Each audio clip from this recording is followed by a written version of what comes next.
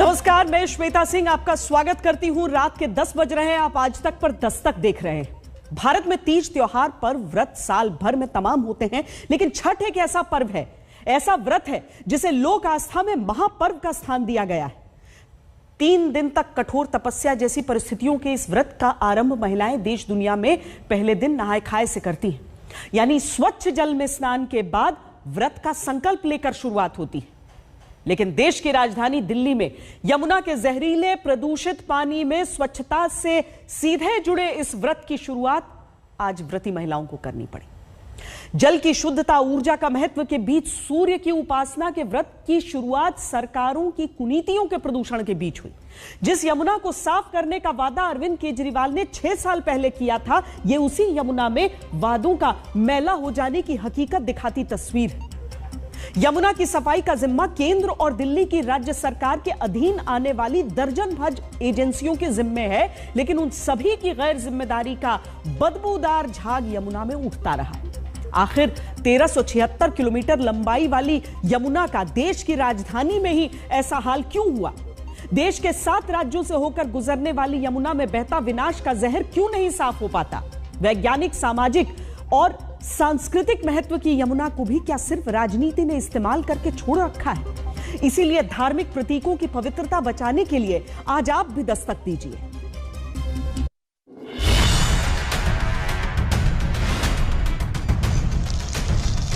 छठ में एक दवा से कुछ नहीं होगा।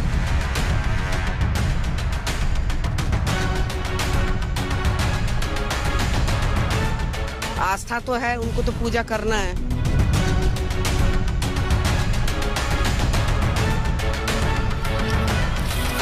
हमारे लिए पवित्र है।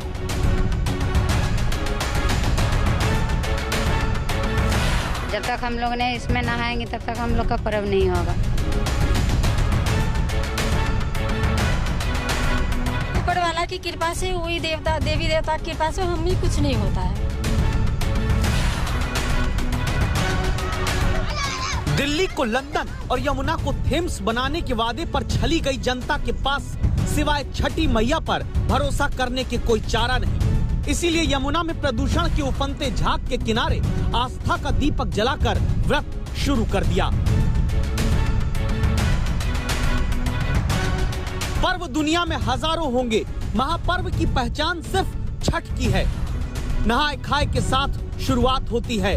बहते जल में स्नान करके व्रत के संकल्प को धारण करके शुरुआत की परंपरा है। उसी परंपरा को निभाने के लिए व्रती महिलाएं यमुना में इस काले झाग के बीच स्नान के लिए लाचार हुई।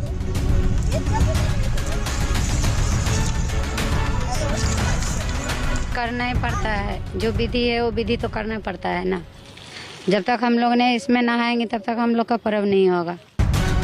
स्वच्छता जिस व्रत का सबसे मजबूत आधार है, उसी आधार को कमजोर कर दिया गया। विकास के नाम पर विनाश का जहर यमुना में घोलकर जिस पानी में यमुना के तमाम रोगों को देने वाली बीमारी गंदगी के रूप में बह रही है, उसी से सूर्य को अर्घ देती हैं। ये मानकर कि सरकारें भले जहर साफ न कर पाएं, छठी मैया हर बीमारी से बचा लेंगी। आपको ये डर नहीं है कि इतना गंदा पानी है, ये जैसे जहरीला झाग बन रहा है इधर सारे में? इतना अगर डरेंगे तो फिर तो कर नहीं सकेंगे, हम कुछ नहीं कर सकते हैं। पूजा पाठ 3 दिन का व्रत है, 3 दिन में हम कुछ कर नहीं सकते हैं, क्योंकि 3 दिन व्रत में मैं रहती हूँ।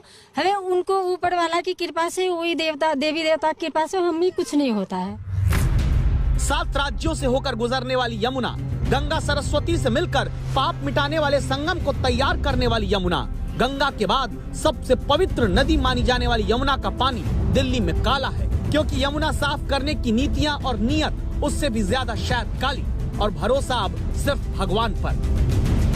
नहीं नहाएंगे तो फिर कैसे काम करेंगे? इसके बगैर काम नहीं होगा। हमको लिए तो बढ़िया है, क्या करो, सरकार ने ये बनाया तो उसी पानी में नहाएंगे, बढ़िया पानी कहाँ से लाएंगे बताओ? खतरनाक हो सकता है ये पानी? नहीं, कुछ नहीं होगा ना।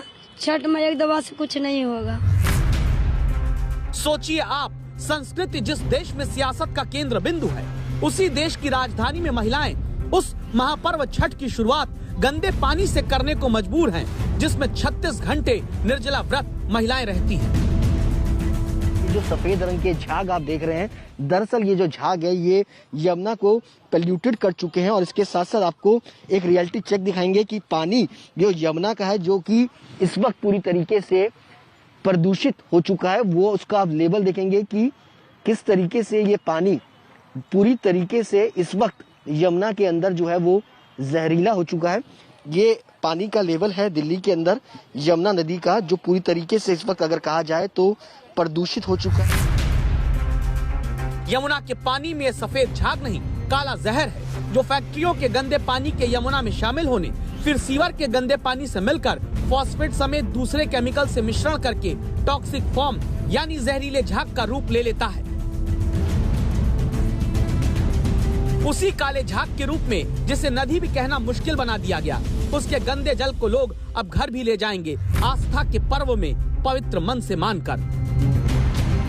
पूजा करते हैं ना, उसमें डालते हैं गंगा जल नाम से। ये घर जाएगा पानी। तो ये पानी का जो हाल है, बदबू भी है, झाग भी है, बदबू भी काला है, इससे पूजा पवित्र हो जाएगी? हाँ, हो जाएंगे, जब मन से करेंगे तो हो ही जाएंगे ना। अच्छा, ये नहीं है डर के पानी गंदा है तो क्या होगा?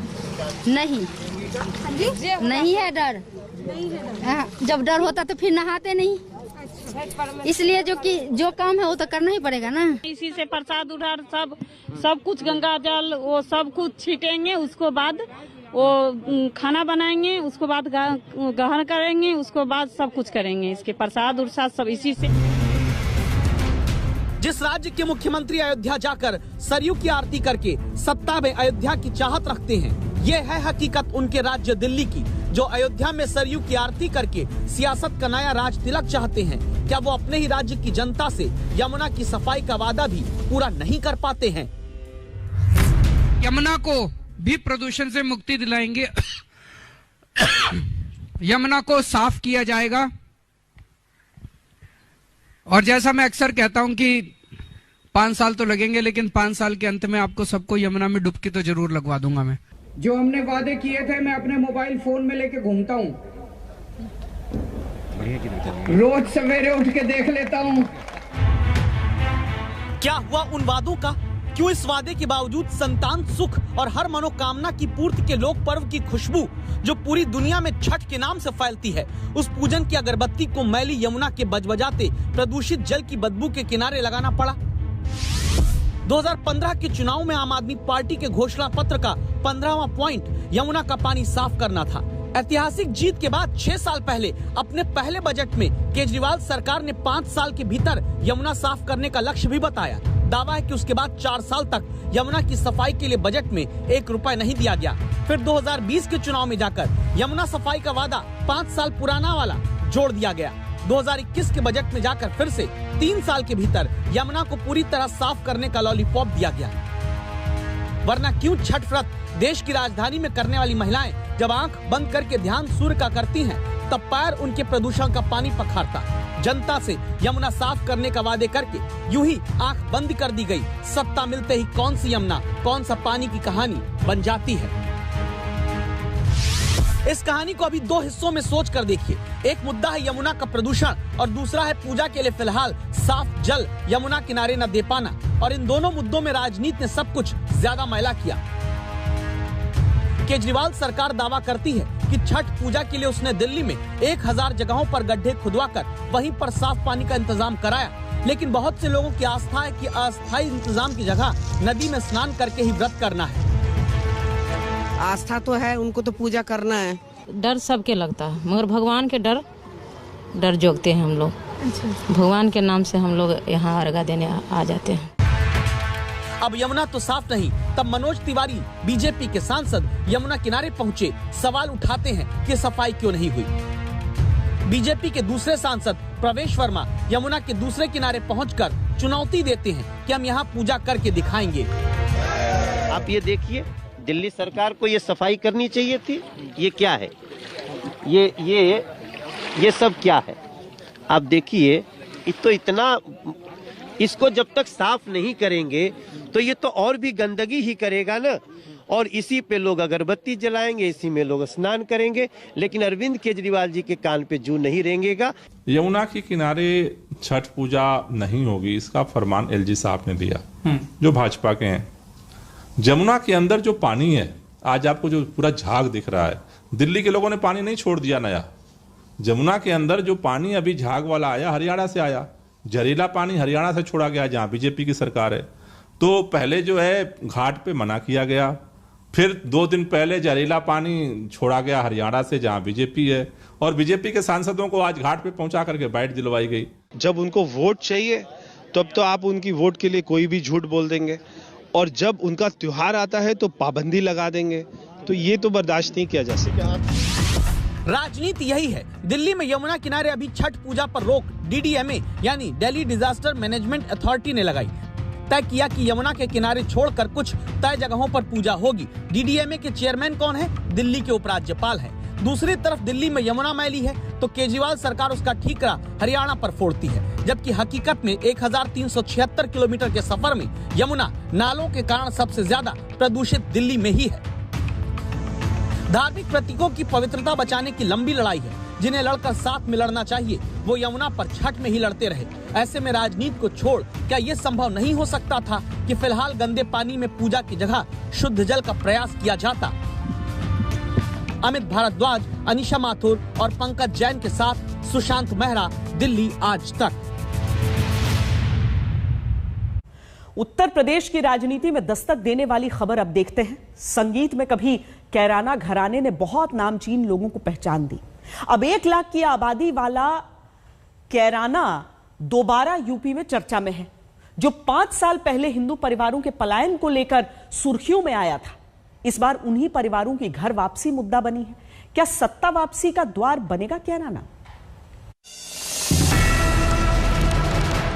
कभी कैराना कस्बे में यहाँ के व्यापारी और यहाँ के नागरिकों को पलायन करने के लिए मजबूर करने वाले अपराधी आपने विगत 4.5 वर्ष के अंदर देखा होगा, स्वयं पलायन करने के लिए मजबूर हो गए।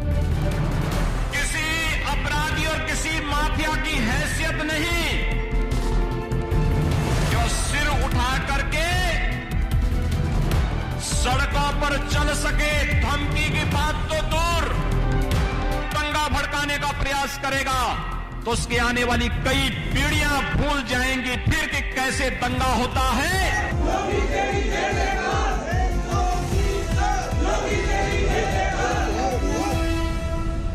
14.5 करोड़ वोटर के फैसले से जिस उत्तर प्रदेश की सत्ता तय होती है, वहां फिलहाल 1 लाख से भी कम आबादी वाला कैराना सुर्खियों में आ गया है। मुजफ्फरनगर का दंगा रहा हो या फिर कैराना का पलायन, ये हमारे लिए राजनीतिक मुद्दा नहीं, बल्कि प्रदेश और देश के आन मान और शान पर आने वाली आंच का मुद्दा रहा है। कैराना 2022 के चुनाव से पहले 21 में याद किया जाने लगा। हमें इतनी खुशियाँ हो नहीं सकती कभी भी। हमारे माहौल यहाँ का बिगड़ रहा था, समर गया बिल्कुल। हम जीते थे जिस तरह जीव रहना दांतों के बीच में ऐसे जीते थे, अब खुल के जीते हैं। कैराना की जिन गलियों में 2016 में हिंदू परिवारों के डर के मारे पलायन की लकीरें दीवारों पर घर बिकाऊ के रूप में उकेरी दिखी, उस कैराना में मुख्यमंत्री योगी आदित्यनाथ पहुंचते हैं तो रंगीन लड़ियां सजाई दिखती हैं। दावा है कि मुस्लिम बाहुल्य आबादी वाले कैराना में अपराधियों का डर था। अब वही परिवार कैराना के मुख्यमंत्री से मिलकर अपराधियों के सफाई के बाद मिले सुकून की गवाही देते हैं। ईद का दिन कैराना के लिए बहुत खुशी का दिन था जी। जब ईद पे सुबह 10 बजे टीवी पे पट्टी चली कि मुकीम काला शहर की में ढेर हो गया जी। 3 परिवार, चारों परिवार उसी के पीड़ित थे जी, बहुत ज्यादा पीड़ित थे। तो इसीलिए मतलब भगवान से इतनी प्रार्थना करी और आपका धन्यवाद करा सो उसने पाया। राजनीतिक जानकारों के मुताबिक कैराना अभी यूपी में लखनऊ की लड़ाई जीतने का पश्चिमी द्वार बीजेपी के लिए बन सकता है। कैसे इसे ग्राफिक्स के जरिए समझिए। 2012 में पश्चिमी उत्तर प्रदेश की 76 विधानसभा सीट में सिर्फ 12 पर बीजेपी जीत पाई थी। 2014 से पहले जाट मुस्लिम एक होकर वोट करते आए, जिसका फायदा बीजेपी विरोधी पाते रहे। 2013 में मुजफ्फरनगर दंगे के बाद जाट मुस्लिम वोटर में बंटवारा हुआ। 2014 में बीजेपी ने पश्चिमी उत्तर प्रदेश की सभी प्रमुख 9 सीट जीत ली। 2016 में कैराना के हिंदू पलायन का मुद्दा मुजफ्फरनगर की तरह गर्म हुआ। 2017 में बीजेपी ने वेस्टर्न यूपी की 76 में 66 सीटों पर अपनी जीत का परचम लहराया। अभी पश्चिमी यूपी में किसान आंदोलन के बाद जाटों की नाराजगी का डर है। 2014 में जाटों का 77% वोट से लेकर 2019 में पश्चिमी यूपी में जाटों का 90% हिस्सा अकेले बीजेपी ने हासिल किया है। यही वोट अगर छिटकता है तो पहले चरण से ही पश्चिमी यूपी से मिलने वाला झटका बाकी चरणों के चुनाव को प्रभावित कर सकता है। क्या इसीलिए कैराना का 5 साल पुराना पलायन दरअसल वोटों के पलायन को रोकने के लिए मुद्दा बन रहा है? अराजकता की स्थिति पैदा करेगा, दंगा भड़काने का प्रयास करेगा, तो उसकी आने वाली कई पीढ़ियां भूल जाएंगी फिर कि कैसे दंगा होता है। 2016-17 में जहां हिंदू परिवारों का पलायन मुद्दा बना, वहां अब हिंदू परिवारों की सुरक्षित घर वापसी सत्ता वापसी का जरिया बन सकता है। कैराना का चक्र 5 साल में पूरा लौट आया है। कुमार कुणाल, कैराना आज तक। 13 जून 1997 को दिल्ली के उपहार सिनेमा में बॉर्डर फिल्म चल रही थी। मैटिनी शो के दौरान आग लग गई जिसमें 59 लोगों की जान चली गई। 24 साल से अदालतों में न्याय के लिए चलते इस केस में आज दिल्ली की अदालत ने फैसला सुनाया है।